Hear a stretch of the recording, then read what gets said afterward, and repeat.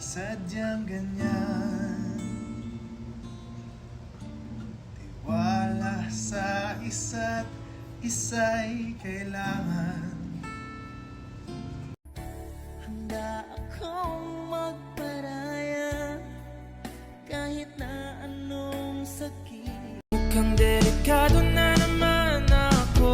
Bakit ba kinikilig na naman ako? Pero ngayon ay parang Kumare, totoo ba yung nabalitaan ko? Namatay daw yung boyfriend mo? Oo nga pre, nasa funeraria nga siya ngayon eh. Hala, condolence Mare ha. Salamat pre ha.